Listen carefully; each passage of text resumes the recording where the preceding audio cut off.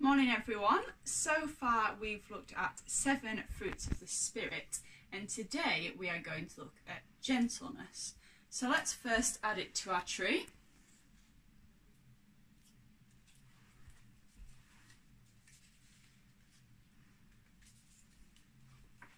There we go. So how do we define gentleness? Well, gentleness is where we're soft, tender and kind in the way we act and speak towards others. The opposite is when we're harsh, cruel or abrupt. We're going to look at a video now of me with my egg friend, and I've got to try and be gentle with him. Hey Lauren. Yeah? I've got a challenge for you today. Okay. I want you to look after this egg and be really gentle with it, otherwise it'll break. Okay. His name is Benedict. I'm up for that. Come on. Okay? Come on, Benedict. You can watch Pride and Prejudice with me. Is that you? There we go. Are you ready?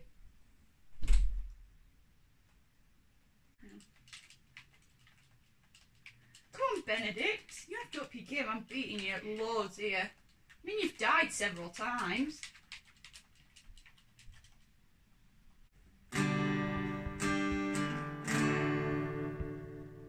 Benedict, you are a very good singer. Benedict, are you ready to read my favourite book, Pride and Prejudice? You are going to love it. It is a truth universally acknowledged that a single man in possession of a good fortune must be in want of a wife.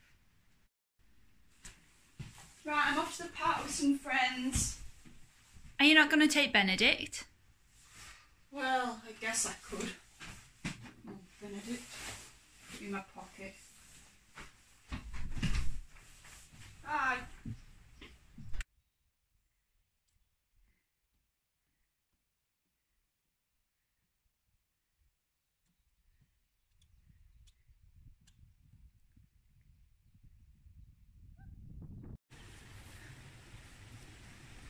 I forgot Benedict was in my back pocket. I forgot to be gentle.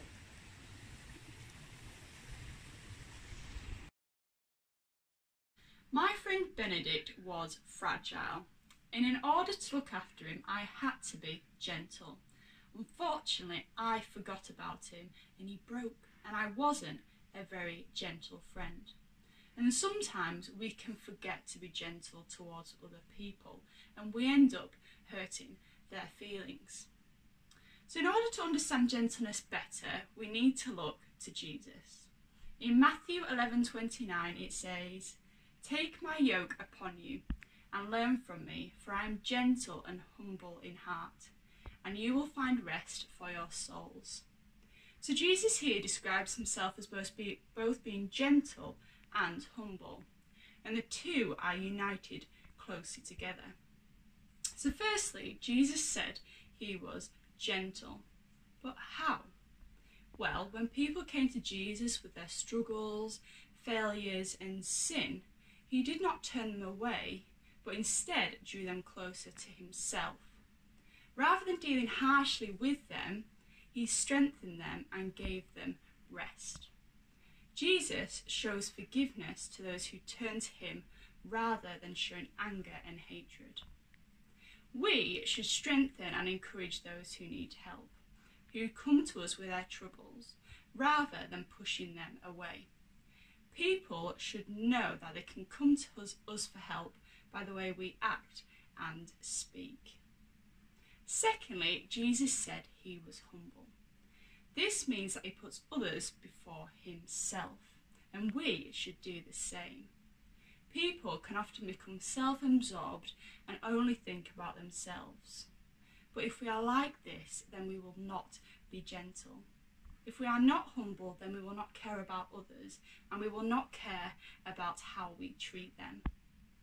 However, when we are humble, we want to encourage, strengthen and help people because their feelings come first. Jesus was so humble that he put the whole world before himself, and the greatest example of this is when he died on the cross for people who turned against him and hated him. Would we show compassion, love, kindness and gentleness towards those who mistreated us or even hated us?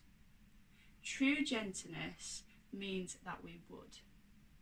Gentleness is a really challenging fruit and it can be hard to define. It's often easier to be harsh or abrupt to people. But with the Holy Spirit's help, we can be gentle if we walk in step with him and keep seeking his help. Next week, we are going to look at the last fruit of the Spirit. But until then, I hope you have a lovely week.